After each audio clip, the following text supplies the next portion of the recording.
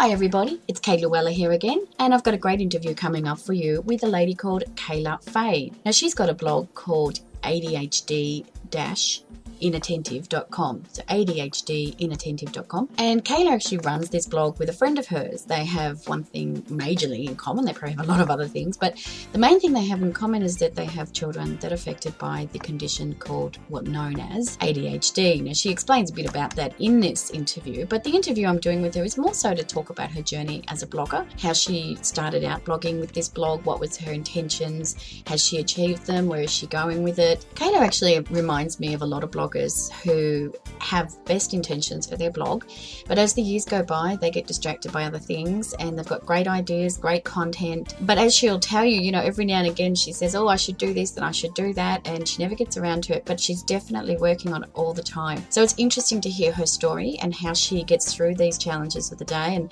the fact that her children are no longer children, well, they're still children, but they're adult children now, and how that's affected her blogging and so on. So without further ado, I'll get into this interview, and just one thing to bear in mind, Kayla was using her laptop microphone for the interview, so it's a little bit faded out in some parts, so sometimes the audio is a little bit strained on her end, but we always do our best. Sometimes people just don't have separate mics to do these interviews because they're not regularly doing interviews. In fact, I think she said this was her first interview, so I'm sure it won't be the last. So without further ado, here's Kayla.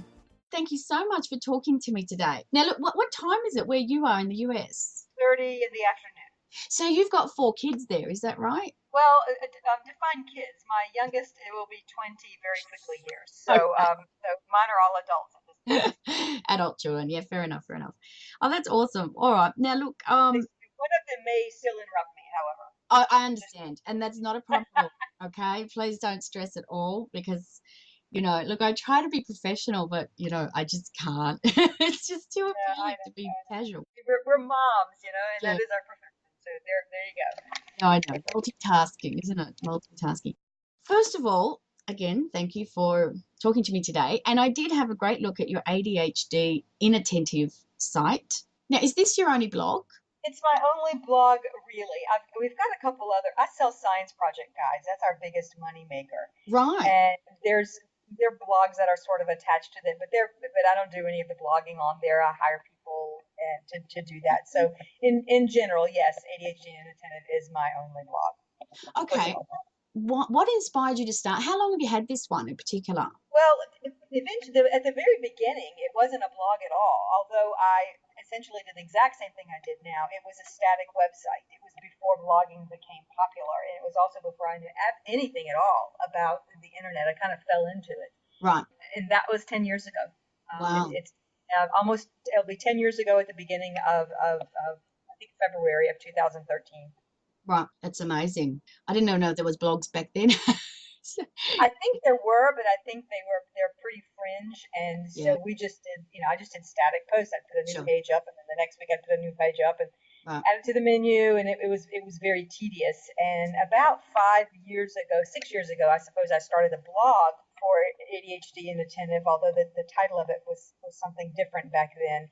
And I guess 3 years ago, 2 years ago, I made the total switch to ADHDinattentive.com as a blog.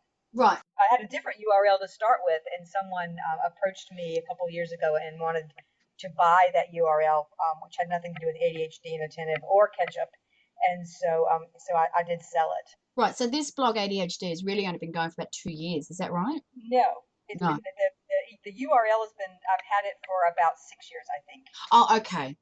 How would you define yourself? Because you've already said you've got that other business that's your main income earner. So you probably wouldn't define yourself as a blogger, would you? How would you define yourself? Well, the Kayla Fay is my pen name. Right. So because I write about my children, and especially when they were younger, they didn't really want the fact that they had left the house and forgotten to wear a shirt Right.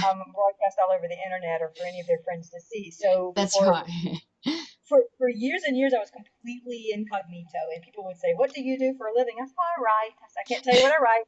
I really don't write porn, but you can think that if you want." Yes, I understand. And so I just called myself a writer. Yes. Okay. So is that how you just say, no, I'm a writer. Pretty much, yes. I like that. I like that description because that is quite indicative of what a blogger actually is. They write really. So So am I assuming that your children, one of your children maybe, are ADHD? Is that what inspired this blog? The first three, we have four sons, and the first three, unbelievably, have ADHD, and they have the inattentive brand thereof, which means they will look at you very still, very calm, and they're staring straight in your face, and they don't hear a word you're saying. Mm, So yeah. when the boys got in, when they first started school, it wasn't a big deal. I was able to keep up. I worked part time, Mm, but by the time they got into high school and middle school, the amount of homework that they had and the amount of involvement I had with them, mm, I had to stop my part-time job. It was my husband's idea. I bless him for it to this day. mm. Just stop. We'll make it. We'll do whatever. You're too tired. You're too frustrated. It's okay. Just stay at home. Right. So I very gratefully said okay and started. What can I do? What can I do to earn money? I've got to do something. Right, right. And so I literally fell into the website, Right. and I began. I wanted to share my experiences with other people. It's funny. I niched. Back then I didn't know what a niche was. Yeah, I know. Barely knew what a website was. Yeah. I thought, well, why don't I write about parenting, because that's what I do. That's what I am as a parent. Yes. And ended up realizing that was too broad of a topic, and said, well, I'll write what I know best, and the aspect of parenting I know best, and that ended up being ADHD inattentive. Now, how old were your kids when you started this blog? Oh, well, obviously they're in their early teens. If it was about 6 years ago and they're 20s now. Well, remember, it's 10 years ago. Oh, So the youngest one was 9, and the okay. oldest one was in middle school when I started. Right. Okay. So you didn't tell them. Did you tell them about it or? A little bit. I didn't talk about it a lot. They just, Yeah. they knew I was doing it. They knew I wasn't using their real name, Right. Yeah. so they didn't care. Yeah. Look, I noticed there's there's a lot of bloggers who don't even use photos and things like that, but they're still very open about their life. They're just changing the little finite details, but they still get this, they're a lot of followers and so on. So do you find a lot of interaction from the people? But well, who would be the person who would come to this blog? And, do you know who your person who's reading your blog is? Usually they're mothers, sometimes they're grandmothers. Very rarely do we get an email from a dad, but we got one, for example, last week, and she's like, "You wrote about my son." I cannot believe it. Yeah. And Brock and I were laughing because we hear that constantly. How did you know? Somebody feels the exact same way I feel. Right. Your kids are doing this. Your kids. When I was reading, I thought I was reading about my own child. Mm. Mm. And how do you know they found you? Do you do any sort of asking them, where did you find me? Just so that I mean, you may not be advertising, but maybe are they just saying through Google or through other forums or? Most of the time it's going to be through Google because we don't advertise it. They may find us on Facebook. We're not very good at the social media thing, which is Right. something that is not good on our part. It's something that we want to be better at. Mm-hmm. But in general, they will have Googled something. If you Google ADHD inattentive, in general, we come up in the first, 2, 3, 4, number Yeah. 5, something like that, no matter where you Google. Yeah, definitely, because it's in your URL, which is fantastic. So this blog, this is obviously a WordPress theme, is it? Yes. Yeah, because you've got the little WordPress button to follow. Like it's got Facebook, then Twitter, and then the WordPress, which means they can subscribe through WordPress. But now I'm wondering about that, because if they do that, then you can't capture their email, can you? Right. And very few people do that. Most of the time people give us their email address, and we have about 2,000 subscribers Wow. that actually get broadcasts of whatever we put on the website. Right. And now I notice look, I really love your site for a lot of reasons, actually, because it's really orderly and easy to follow.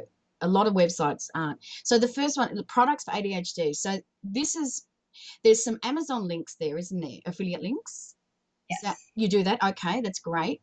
And then you've got, I think there's one book down the bottom of your front page, homepage, which is $15. Now, that's not your product per se, is it?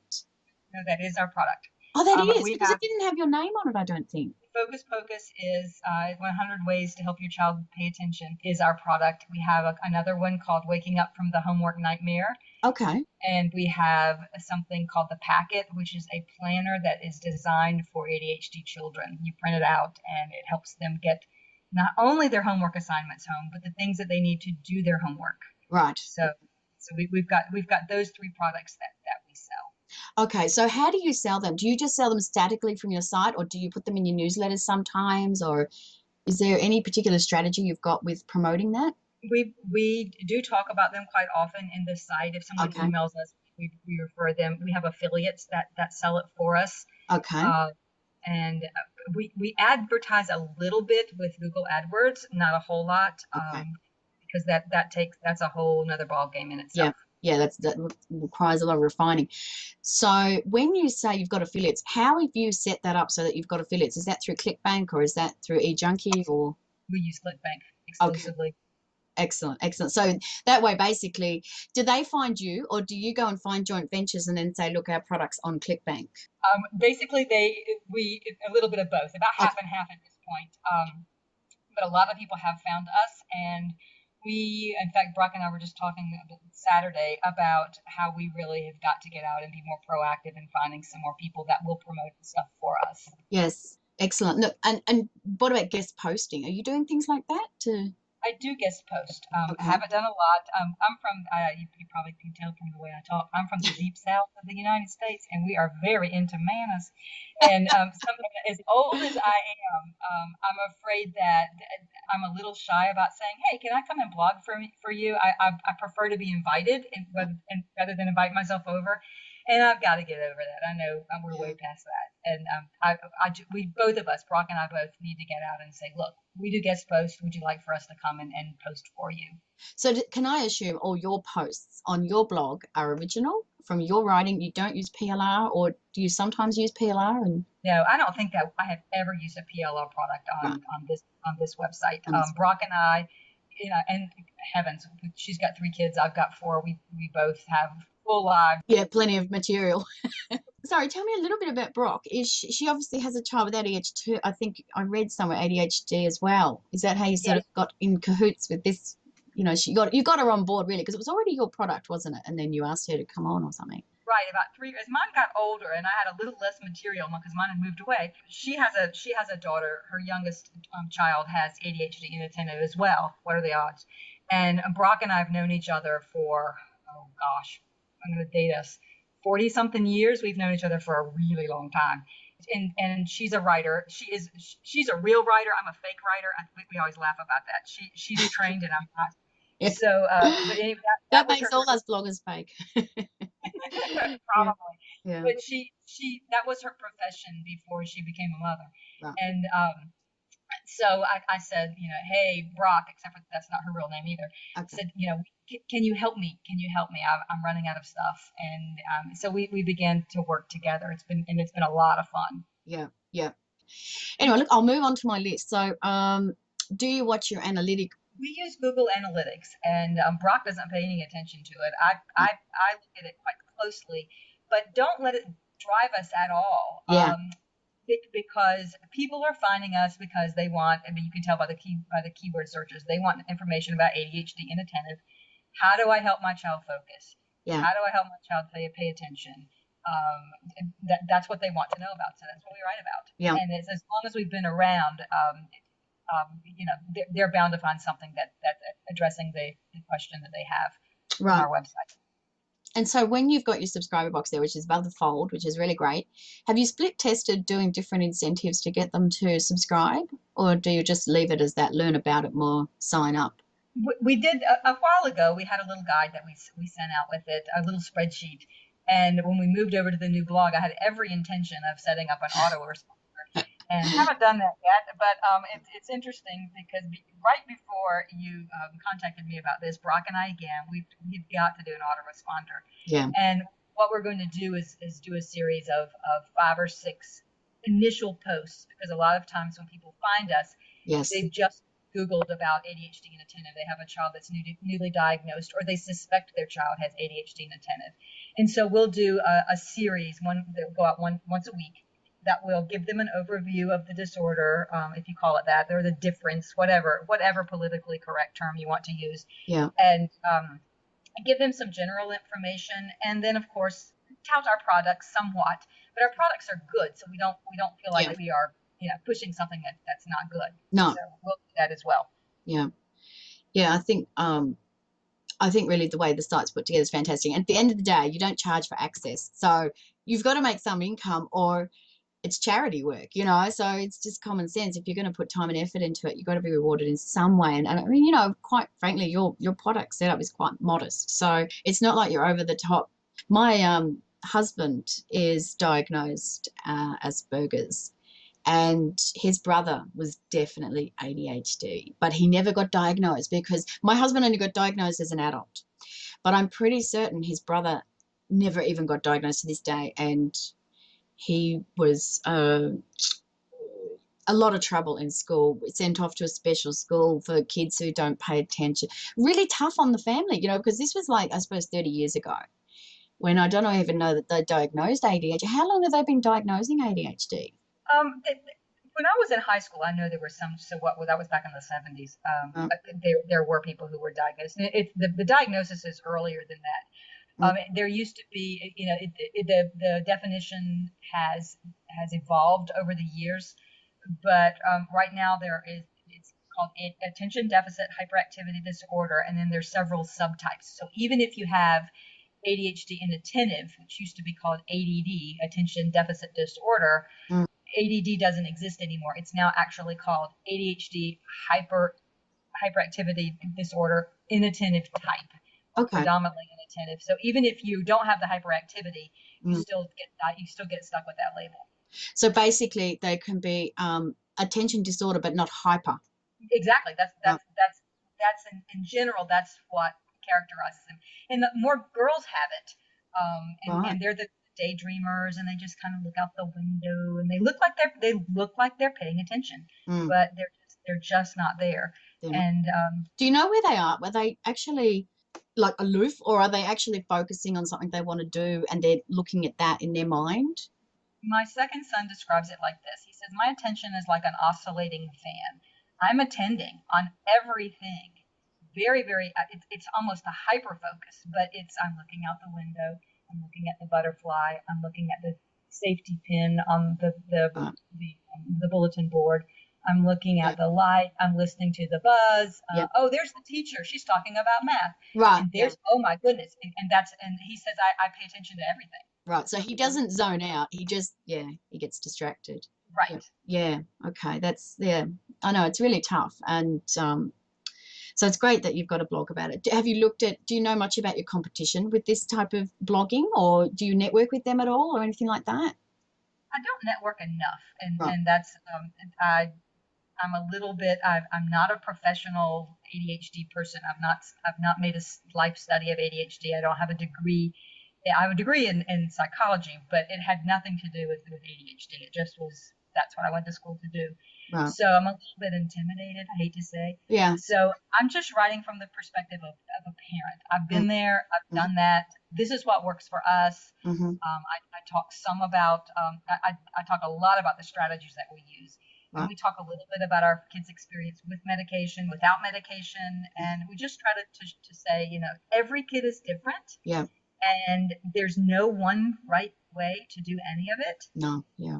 Yeah, and some things work for some people and not for others. So you've got to sort of be aware that, I don't know, what's available, I guess. And the other thing with ADHD, one thing may work this minute, and then 5 minutes later it's not working again anymore. And then in 10 minutes it'll work another time. So you have to be extremely flexible. It's tough too, isn't it, for a parent? Because every corner you turn is like another obstacle. It's like constant.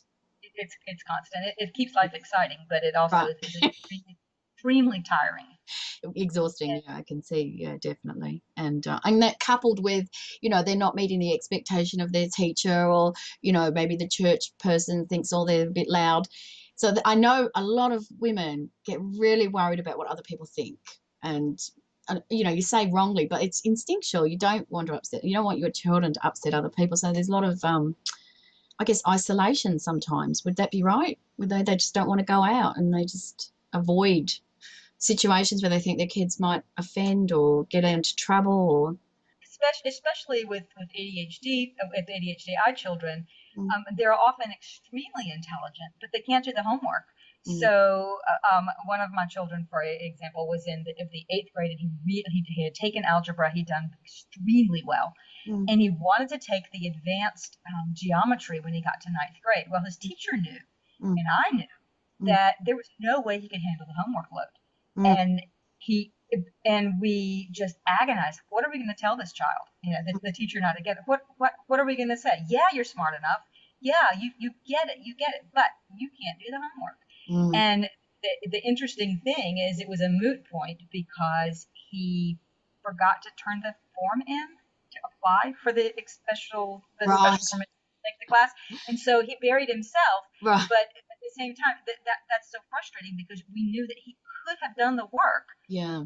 but as far as understanding what it was about. But anyway, But not actually pull it off. No, I understand. yeah, And not I'm from a just, day perspective. and it's funny you say that. I just want to draw. Well, there's another blogger in Australia called Made in Australia, and her son, I think he's about 9, 10. He's diagnosed Asperger's, and I'm pretty certain it's ADHD as well. I can't remember, but I'm pretty certain it is. And at school, they had a school excursion. They live on the Gold Coast, and this is in Brisbane, near Upper Australia. Anyway, I'm down the bottom.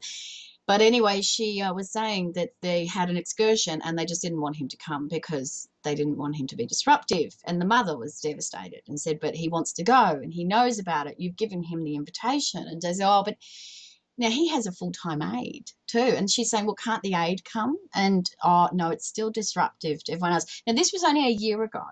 Do you find that discrimination still goes on for some of your people that are writing to you and asking you things like this? It does. Right. It absolutely does. Thankfully, it has not happened to me. It has not happened to Brock. Both of us have had extremely good, very different educational experiences with our children. My children went to public school, which is the government funded school here in North Carolina. Brock actually lives outside of the United States, and her children are in private school, and the daughter with ADHD actually goes to boarding school in Switzerland. But both of us have had really good support from our teachers and from our schools. That is not always the case, and yes, there is discrimination, and sorry, we just can't handle it. And that's not legal in the United Right. States, at Well, least. it's not legal here. I know. And of course, she got I like 100, over 100 people commented and sort of said, that's terrible. Which school is it? We want to ring them, And she I'm said, sure. no, I don't want that. We just accepted it, and I took him on the weekend. She said, I even offered to take him myself, and they said no to that as well. Isn't that terrible? I mean, it really got me upset, as I imagine it did her. So It's heartbreaking because it you is. love your kid, and there's a saying in Arabic that a monkey is but a gazelle in the eyes of its mother, and I love that saying because that's the way you feel. Yeah. Yeah, I've got little monkeys, and they're horrible sometimes, but they're gazelles to me. I love them, Yeah. and I want the best for them, and I want them to reach their potential, and I want everybody else to realize what wonderful people they are. Yeah. Absolutely. And I mean, she ended it by saying, look, you got to pick your battles. And I decided not to battle this one because everyone sort of said, go to discrimination board, whatever. So she obviously decided that was the best way forward. But I think you're right that, well, I think it just comes down to where's the compassion? Is it not tough enough on that mother and child without you complicating it by isolating them, openly isolating them in such a horrible way? So, but it's just, I couldn't believe it still happened. I have to tell you, Kayla, if that happened to me, I would have him in court so fast, like nothing. I mean, I would hang him out to dry. I'd say, you ignoramus, let's show you how this is dealt with, in society these days, primitive. But she's obviously not like that. She's, you know, just trying to get through the day or whatever. I don't know. So I imagine people write to you sort of coming from that place sometimes. Is that right? Asking for advice and. They do. They ask us quite a bit for advice, and what do I do? And Mm, and mm, we refer them. There's some resources that we can refer them to, right. and sometimes we just kind of virtually listen. That's Yes. what they really want. It's just somebody to know that Yeah. somebody cares. Yeah. Yeah. Yeah, absolutely. So do you go on forums and things like that as well, or are you just sticking to your blog and people are coming to you at the moment? I don't anymore. I used to be extremely active in Right. a couple of forums, but I have not had time to do that recently. And the other thing is my children are older. Yes. Yes, I understand. So, but you're still regularly contributing to it. Is that you? Like, I think you said Brock is more than you. Is that right? Yes, she is because she's still in the trenches. Gotcha. She, Yeah. you know, mine. I mean, I have one. Our oldest one, Hallelujah, has Mm. graduated from college and is gainfully employed. Our second one is in the Navy, so that means he's also gainfully employed. He did Yeah. not go to college, Yeah. which is a great decision for him. Our third one, who is ADHD, is in college at the moment. So we have but he doesn't ask for help anymore. Mm. Um, Mm. and then our last one is in college, but he doesn't have ADHD. So Mm. I Do ask you- him for help. well, you must be proud that you've got them through the schooling or the, I guess, the younger years, and they've got their way in life now, even though they've had that challenge. So that's a really inspirational perspective, actually. Do you blog about that, the way they've moved on now, what they're doing now, or? Yes, and that's an encouragement. It's an encouragement to a lot of people. Yeah, they make it. Right. You do live through it. You live through the time when they come home and they don't have anything to do their homework with, and Mm. you know they failed another test, and not because they didn't know the material, but because they didn't know which spelling words to study. They'd studied the wrong set, or something like that. Mm. So you get through that. Yeah. You learn as a parent, how to anticipate too, I think, don't you? And ward off potential problems like homework stress. Now, just briefly, do you, with other bloggers who may have I mean, a lot of women are like you, where they're just blogging from something that's personal to them and it's really inspirational and they're really doing it from a point of view to help others. Do you have any advice for them how to set up a blog and how to keep it going strong? You need to get some advice. You need to get in a brainstorming group or something that somebody can teach you how to do it. I Mm-hmm. made tons of mistakes. If you had seen the website before, it was so disorganized. You mentioned that this one is organized. Well, the first one wasn't. There was stuff here, there was stuff there, there were broken links. It was just Right. not well put together. And it was because I was learning as I went. Yeah. And I think you and I are on one of the same brainstorming forums. Yes. There Lynn, is advice. Yeah, Lynn Terry is wonderful, and there is advice out there. And and especially with WordPress, it's so easy to keep things organized. yeah. But find out what you're doing.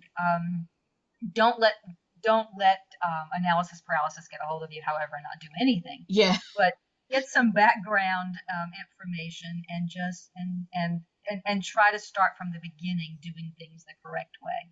Yeah. Yeah, so you definitely recommend a WordPress blog, not a Blogspot blog or anything like that. Absolutely, because it's yours, and Yes. you can move it. You can monetize it like you want to. Yeah. You can start over. It belongs to you. Yes. Yeah. I agree. I mean, I know a lot of women do start out with Blogspot though, because it's so easy. Google have really made it very easy. Whereas WordPress, you got to install it, you got to get hosting. And some women come from that place, I guess, where they're just doing it for a hobby. They're not looking at it as a long-term investment. But once they get going and they get momentum, they think, I could really do something here with this and perhaps get a part-time income from it, which is quite exciting. You were talking about, if you have a Blogspot blog, Yes. there are plugins that will convert everything you have on your Blogspot blog and make it WordPress friendly. Yes. And so you import it, so you don't lose all the material that you.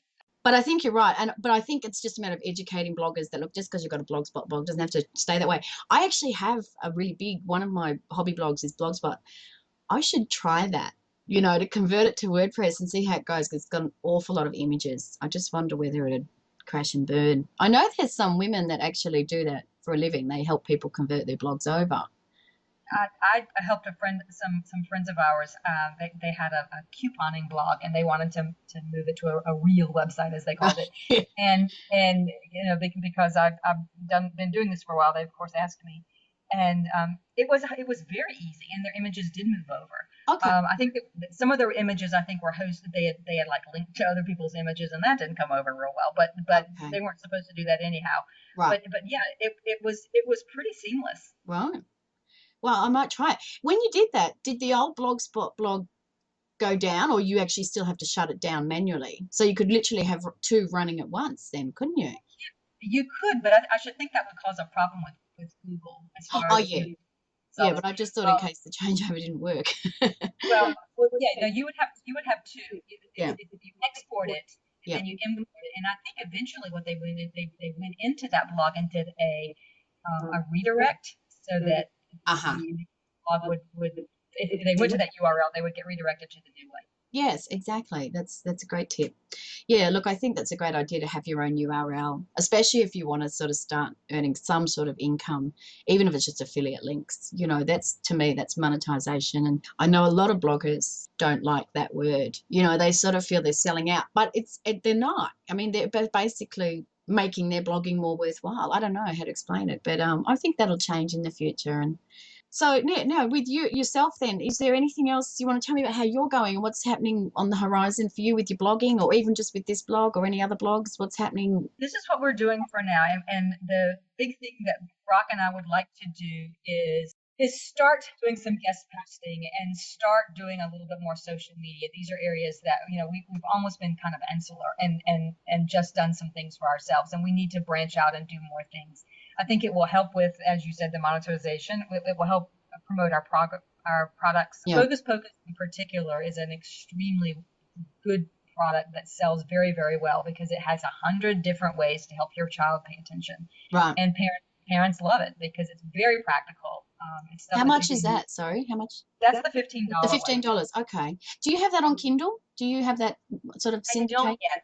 That's another thing that we are working on. You've got to do that. You've got to do it. Yeah. Yeah, it's going to be on Kindle in the next little bit.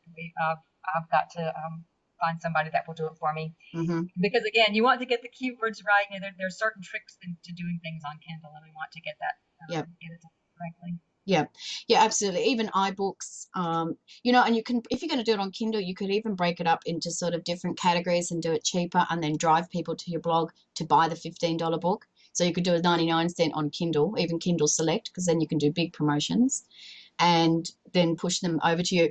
Do an author page where it links to your blog on Amazon, you know. So all this world will open up to you once you actually sit down and strategize that, which is really exciting because you've got such an awesome blog history. Like, credibility for you is, you know, brilliant. So unlike a lot of authors on Kindle that are just internet marketers who've got no background at all in what they're writing about, you do. So it's amazing, Kayla. I think you're going to, it's a time thing, isn't it? It sounds like I need to come to you for some advice and some ideas. No, not at all. But just keep listening to the interviews because I talk about all this kind of stuff all the time, and you'd be surprised how innovative the bloggers are these days. You know, you don't know it until you talk to them, and then it's really exciting. So, but definitely, look, there's 100 ways you can spin on Kindle. Really, Kindle is to drive traffic. You wouldn't be able to sell that book for $15 on Kindle, right? So you'd want to be selling 99 cent books, but driving them to your $15 book. And you'd have a special landing page for that link from that Kindle book. Because remember, with Kindle, it's electronic. Most people are actually online. So when they hit on the link in that book, it goes straight to your site, and then you can gauge the analytics of how many people are buying as a direct result of that Kindle book. So is there anything else you want to mention before I wrap it up? Or I just appreciate your letting me talk to you. It's nice to meet you. I know I've seen you on the forum, but it's nice to hear your voice. Yeah, it's going to be interesting to hear. I mentioned this in an email. Our two accents next to each other. You know, yours isn't that bad. Irish and Scottish is really, you know, a real direct contrast. But English and US and Australian, it's quite similar. You know, I think anyway. I certainly have no problems understanding it. You know, it's so funny. Sometimes when I watch American sitcoms, they put little, what do you call it, the words down the bottom. The subtitles, yes, helpful. Or they do it for Aussie shows that have been shown in America. They put subtitles. I'm thinking, come on, it's not that bad, you know. Well, I have to confess, I watch Downton Abbey. It's the only thing I watch, and I have to put the subtitles on, or else I have to watch it twice to catch some of the things that they say. Well, so, thank you so much. Excellent. All right, I'll talk to you soon. Thanks, Kayla. Thank you. All right. Bye.